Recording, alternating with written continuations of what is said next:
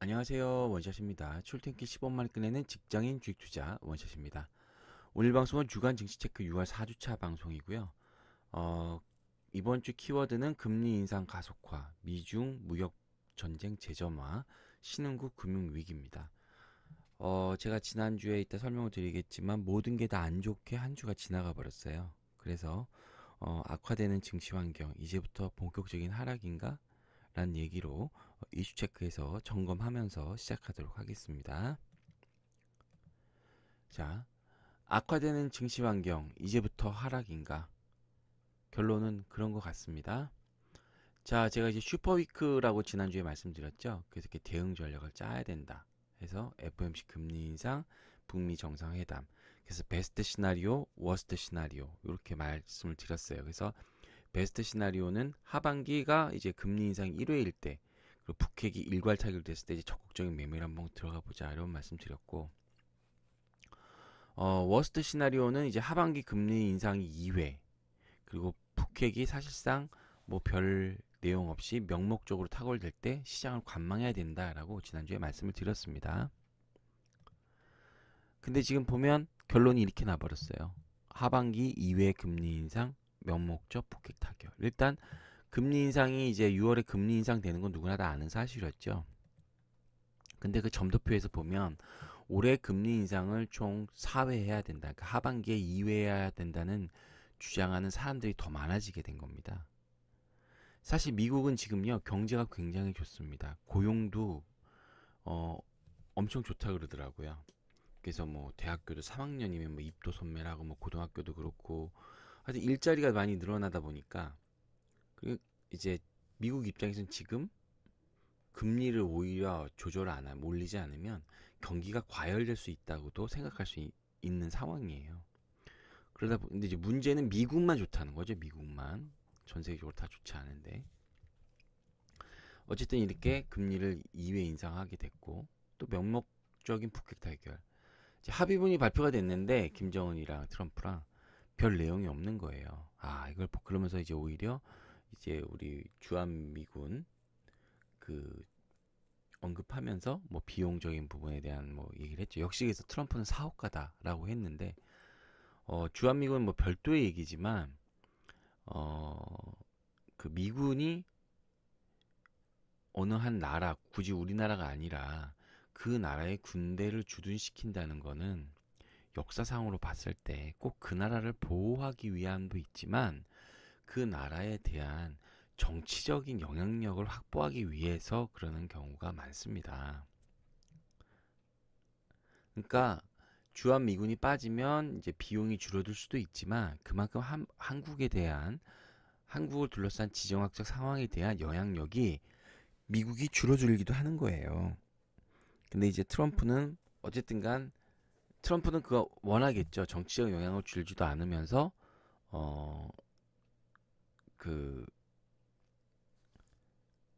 비용을 절감하고 싶어 하겠죠. 비즈니스 사업가니까. 그러니까 주한미군은 이제 국회의원이라 보시면 된다고 생각합니다. 저는 국회의원이 되면 한 지역구의 국회의원이 되면 내가 거기 있건 없건 내가 뭐 서울에 살지만 부산 가서도 국회의원 나가서 될 수도 있는 거잖아요. 그러니까 되면 그 지역에 있는 모든 여러 가지의 사업이나 비즈니스에 영향을 미칠 수 있지 않습니까? 저는 그런 거랑 같은 거라고 생각을 하거든요. 근데 어쨌든 어, 그러다 보니까 별 내용은 없고 결국 그냥 명목적인 내용만 나온 거예요. 앞으로 잘해봅시다. 우리 세부적인 내용은 후속 회의에서 합시다. 그러니까 결론은 협의가 안 된 거예요. 상호 간의 이견이 조절이 안 됐던 겁니다. 이렇게 되다 보니까 결국 여러분 우려했던 대로 제가 워스트 시나리오로 될 확률이 높다라고 말씀을 많이 드렸잖아요. 그러다 보니까 시장은 더 이상 뭔가 모멘텀이 없다는 말씀을 드리는 겁니다. 그래서 제가 예전에 그 향후 증시 전망을 이렇게 해드렸어요. 남북 정상회담 이전에는 이제 실제로 되기 전에 이렇게 분기별로 뭐 18년 2분기부터 19년 2분기 있을 때 미국이 이제 금리를 계속 올린 거라고는 제가 말씀을 드렸었죠. 그래서 이제 0.25bp부터 쭉쭉 올리면 이제 12월에 2.5가 되겠죠. 상단이. 이렇게 되면 글로벌 경기가 이제 꺾일 거다라고 이렇게 말씀을 드렸어요. 근데 한국 경기는 남북 정상회담이 잘 되면 이제 내수가 호조되고 뭐 건설 경기 살고 이제 내수가 올라가면 글로벌 경기보다 덜 꺾일 거다라고 제가 말씀을 드렸었어요. 그래서 이렇게 말씀드렸잖아요. 글로벌 경기 위축되고 이거 제가 지난번에 했던 거 그대로 말씀드리는 건데 덜 꺾일 거다 경기가. 그래서 자금 이탈 적을 거다라고 말씀드렸는데 지금은 남북 정상회담 이제 북미 정상회담 이후에는 어떻게 됐느냐 다시 설명드리면 이제 금리가 계속 올라가겠죠, 그죠? 근데 이제 글로벌 경기가 이제 꺾이면 한국 경제도 꺾인다 이렇게 바뀐 겁니다. 우리한테 딱히 모멘텀이 없으니까요. 남북 정상회담 효과가 없는 거예요. 북미 정상회담 효과도 없는 거고. 결국 금리 인상이 되면 글로벌 경기 위축이 되겠죠. 그러면 신흥국에서 외국인 자금 이탈이 가속화되고 한국도 다른 신흥국과 비슷한 수준으로 자금 이탈이 될 거라고 예상이 됩니다. 이제 증시에 대한 어떤 상승 모멘텀은 없다. 당분간은 이렇게 말씀드릴 수 있을 것 같아요. 그래서 제가 이게 계속 보고 있죠. 이제 여러분 이제 거의 외우셨죠? 예. 유가는 65불로 하락을 했습니다. 이제 오펙과 러시아 원유 생산량 증상 가능성이 재차 거론되면서 유가는 이렇게 박스권이 될 것 같은데 이제 금리가 문제죠. 한때 2.99까지 올랐다가 2.92로 최근에 빠졌는데 어쨌든 금리 인상이 가속화되는데 하반기 이후에 되는데 여러분 꼭 기억하셔야 돼요. 미국 10년물 장기 국채 금리가 3.2에서 3.5 수준 사이에 들어가게 되면 경제에 굉장히 안 좋게 됩니다. 경제가 둔화하게 됩니다. 그러니까 이때는 반드시 증시에서 빠져나오셔야 돼요. 3.2부터. 물론 그전에도 이제 안 좋겠죠. 그리고 이렇게 좀 되다 보니까 금리가 일주일 만에 1099원까지 올랐습니다. 1100원을 찍기도 했었고요. 환율이. 그러니까 글로벌 경제 긴축 강화되고 미중 무역 전쟁 재점화되면서 이제 이렇게 되면 이제 환율이 올라가게 되면 어떻게 되나요? 이제 교과서적으로 얘기하면 수입을 많이 하는 게 안 좋고 수출을 많이 하는 게 좋죠. 근데 지금은 그건 환율적인 문제인 거고 글로벌 경제가 이제 안 좋다 보니까 또 이제 미국이랑 중국과 싸우다 보니까 안 좋은 쪽이 나쁠 건 더 나쁘고 좋을 거는 좋아지지 않게 되는 거죠. 그래서 증시 매크로 지표는 다시 혼동 국면으로 진입을 하게 된 겁니다. 우린 이 중에 환율이 가장 중요하죠. 왜냐? 우리 경제에서 수출이 차지하는 비중이 가장 높기 때문에. 아시겠죠? 그래서 지금부터는요, 특정한 방향성이 나오기 전까지 시장을 관망할 필요가 있습니다. 사실상 여름 말까지는 매매를 쉬시는 것이 좋다라는 말씀을 드릴게요. 그럼 그동안 뭐 하느냐? 현금 갖고 뭐 하느냐? 기다리셔야죠. 들어가서 물리는 것보다 난데. 상승하는 종목보다 하락하는 종목이 더 많은 날들이 대부분인데 들어가서 내가 상승할 종목이 나올 확률이 상승하는 종목을 살 확률이 더 적은데 굳이 들어가질 필요가 있나요? 제가 그래서 계속 말씀드렸죠. 역대적으로 여름에 증시가 좋은 적이 없다. 재미가 그나마 기대했던 이제 북미 정상회담을 기대했는데 참 많이 아쉽습니다. 자, 남북경협 최신 동향에 대해서 살펴보도록 하겠습니다. 자, 트럼프가 이제 북미회담을 자화자찬했죠. 비즈니스 사업가니까. 그래서 이에 대해서 이제 미국 정치권이 비판을 한 거죠. 구체적인 내용도 없이 도대체 너 뭐 한 거냐 이렇게 됐고 11년 만에 남북 장성급 군사회담이 계획가 됐습니다. 이제 군 통신선을 복구를 합의했고요. 적대행위 중지, 북방 한계선을 평화수역 조성, 남북 교류에 대한 군사적 보장에 대해서 이제 논의를 하기로 했고 이제 6, 7월에 추가 합의를 하기로 했다라고 얘기가 돼 있고요. 각종 남북 회담이 이번 주에 잇따라 개최가 예정이 돼 있습니다. 18일 남북 체육회담이 있고요. 19, 20일에 이제부터 이게 중요한 건데 정부 관계자와 민간 단체가 남북 공동사무소 준비를 하는데도 가고요. 또 이제 뭐 개성공단도 방문할 예정입니다. 그리고 22일 날 이산가족 상봉을 위한 적십자 회담이 예상되고 있으니까 이런 조그만 뉴스에 따라 남북 경협주가 짧게 움직임이 하락했다, 상승했다, 하락했다 뭐 이럴 수 있을 것 같아요. 그 이제 중요한 게 이제 문 대통령이 이번 주 러시아 행으로 이제 푸틴을 만나러 갑니다. 그래서 포스트 북미회담을 본격 시작하고요. 이제 남북러 삼각 협력 사업의 필요성에 대해서 공감을 형성하고 또 이제 문재인 대통령은 신남방 정책, 신북박 정책을 추진하고 있습니다. 기존에 이제 미일 중 뭐 이렇게 중심이 돼 있던 이런 외교의 방법을 신남방은 어디죠? 아세안이죠. 신북방은 러시아입니다. 그래서 이런 이제 외교 다각화 정책을 국정 과제에 들어가 있습니다. 여러분 나중에 보시면 그래서 이런 걸 하고 있다라는 말씀을 드리고 또 요거에 따라서 관련주 뭐 가스관이라든지 철도라든지 단기적으로 움직일 수 있겠죠. 그러니까 여러분 이런 거 아셔야 돼요. 지금 철도주가 움직인다. 러시아주가 움직인다. 그러면 쭉쭉쭉 가기가 어렵습니다. 왜? 이게 러시아랑 경협이 잘 되려면요. 북한이랑 먼저 해결이 돼야 돼요. 다 북한을 지나가잖아요. 그렇기 때문에 바로 시행되기가 어렵기 때문에 단기간 뭐 반나절 하루에 끝날 확률이 높다 시세가. 그러니까 그럴 경우 잘 들어가시는 분은 잘 빠져나오셔야 된다라는 말씀을 드립니다. 자, 이 중에 이제 이번 주에 움직인 거 있죠. 가스관 상승했고요. 비료 백신이 상승했습니다. 계속 말씀드렸죠. 이제는 뭐 먼 거, 뭐 철도, 사실 철도 지으려면 한참 걸리잖아요. 그런 거 이제 쉽지 않다는 말씀을 드렸죠. 송전, 송전도 한참 걸립니다. 가스관도 한참 걸리지만 어쨌든 그 중에 가장 빨리 될 수 있는 거고 비료는 그냥 주문되니까 인도주의 차원에서 줄 수 있는 거죠. 경협에 안 들어가 있는 거, 제재, 경협 제재. 그 다음에 이제 뭐 이렇게 나머지 의료 지원도 이렇게 됐습니다. 그나마 이제 의료 지원이 실현 가능성이 좀 있는 거고요. 어쨌든 북미 회담을 마치고 이제 그동안 당장 실현되기 어려운 그런 재료들에 대해서 대부분 재료가 소멸하고 추가 하락을 추락했습니다. 워스트 시나리오에도 나와 있는 거고요. 어쨌든 뭐 물류도 그렇고 현대그룹주도 마찬가지입니다. 자, 그래서 대응 전략. 자, 계속 말씀드리죠. 가까운 시일 내에 실현 가능한 높은 경협 테마가 부각 가능하다. 그래서 나온 게 뭡니까? 비료 이런 거죠. 그죠?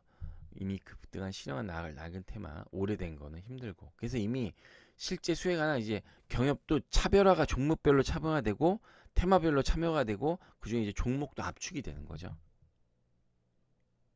그래서 관심 있는 산업재 종목 중심으로 대형 중심으로 접근이 필요하다라는 말씀을 드립니다.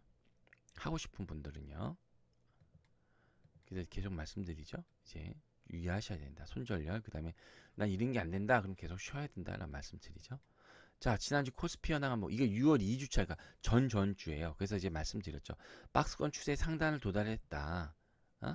근데 이번 주 어떻게 됐을까요? 결국 북미 회담에 별다른 성과가 없자 이제 재료 소멸로 외국인과 기관 매도세가 강화돼서 박스권 돌파를 실패했고 하단에 다시 접근하게 됐습니다. 그러니까 힘이 없으니까 박스권 상단 맞으면 그냥 가면 떨어지는 거죠. 근데 이제 그 중미 무역 전쟁 이슈가 지금 다시 또 발발해서 이제 월요일부터 개파락으로 출발하고 있기 때문에 이로 인해서 박스권 하단 이탈이 가능할 거다. 그러니까 추가 하락이 시장이 가능할 거다라는 말씀을 드립니다. 사실 월요일이 굉장히 걱정이 됩니다. 자, 이제 3주간의 세부 차트 보시면 이렇게 박스권 하단까지 다시 내려왔죠. 미국 금리 인상, 미중 무역 전쟁 재점마로 이제 외국인 매도세가 강화되면서 지수가 하락하게 됐습니다. 여러분 여기서 거래대금을 한번 보셔야 되는데 거래대금이 9조, 원하던 조까지 거래대금 왔어요. 근데 그게 매도하는 거래대금이라는 거죠. 외국인이 파신 거 보세요. 판 거 보세요. 저 거래대금이 그러니까 쉽게 말해서 장대 음봉, 거래량이 실린 장대 음봉이 나온 거예요. 그럼 추세는 하락이다. 그럼 거래량이 실린 장대 양봉이 나오면 뭡니까? 상승 전환이죠. 근데 거래량이 실린 장대 양봉은 하락 반전입니다. 그러니까 추가 하락이 가능하다. 이런 말씀을 드리고 지금은 관망하시거나 관망을 해야 되고 주식 비중을 축소를 하셔야 된다. 현금을 갖고 계셔야 된다는 말씀을 드립니다.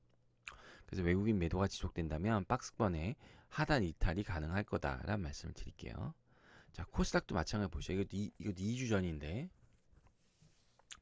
박스권 이것도 상단 돌파했는데 제가 상단 돌파하기 매수세 부족하다고 했죠. 그죠? 이번 주 한번 보실까요? 예, 역시 하단했습니다. 더구나 이제 바이오 논란까지 거세졌죠.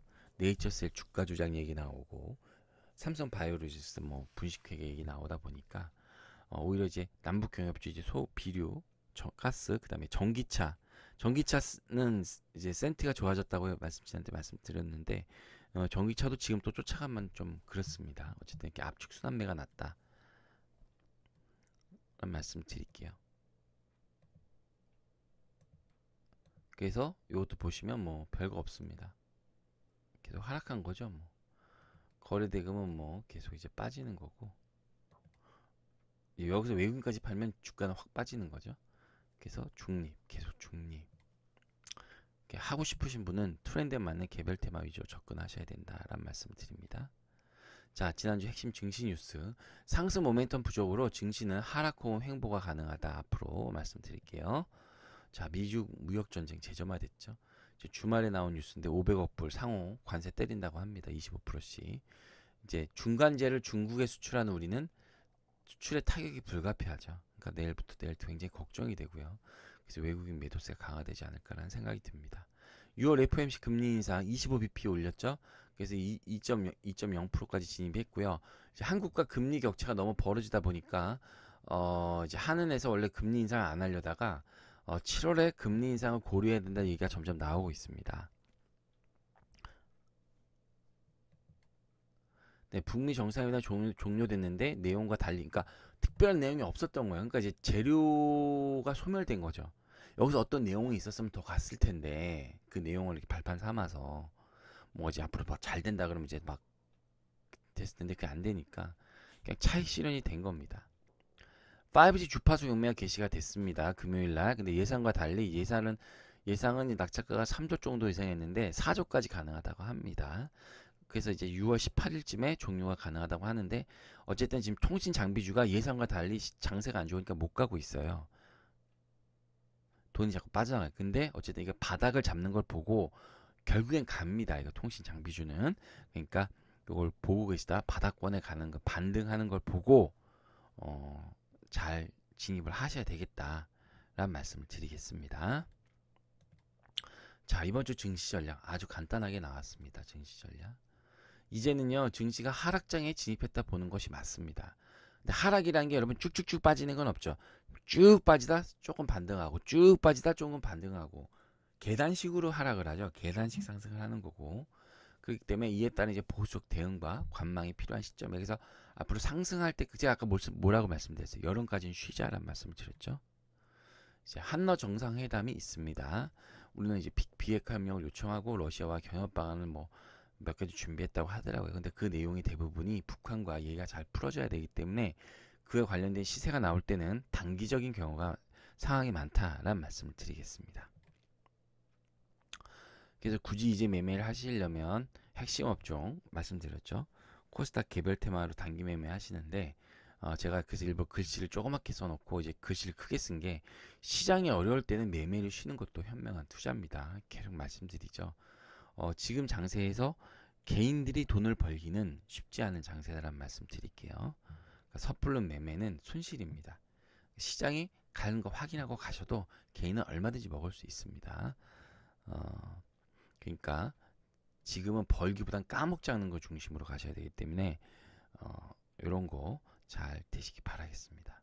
참 종목을 찝어드리고 이제 뭐 이렇게 다른 사람처럼 뭐 급등주 뭐 어떻고 뭐 이런 거 해드리고 싶지만 전 이럴 때일수록 더 종목에 대한 얘기를 할 수 없습니다. 왜냐하면 어설피 하기 때문에 그렇게 얘기했다가 손실만 커지실 수 있으세요.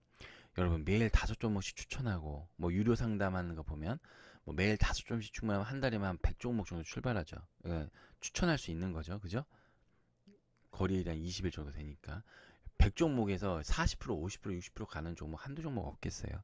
그래놓고 그거 갖고 상승했다고 추천했다고 얘기하는 거는 의미가 없는 겁니다. 그리고 남이 추천하는 거 들어봤자 소용이 없습니다. 여러분이 이렇게 여러 자료들 보시면서 뭐 저의 방송도 보시고 자료를 보시면서 여러분이 시장을 보는 눈을 가지셔야 여러분이 도움이 되는 겁니다. 그래야 수익이 납니다. 여러분, 증시에서 수익을 낸다는 건 정말 쉽지 않은 겁니다. 근데 그럴 수 있는 여러분 능력을 가지셔야 된다는 거. 그러니까 이렇게 매매를 쉴 땐 그냥 쉰다? 아니죠. 여러분 계속 그 공부를 하셔야 됩니다. 이럴 때일수록. 아셨죠? 자, 6월 24일 주간 증시 체크 6월 5주차 방송 뭐 부탁 바라겠습니다. 자, 잘 보셨나요? 잘 보셨다면 구독 버튼, 좋아요 버튼 꾹 눌러주세요. 저한테 힘이 되니까요. 이상 원샷이었습니다.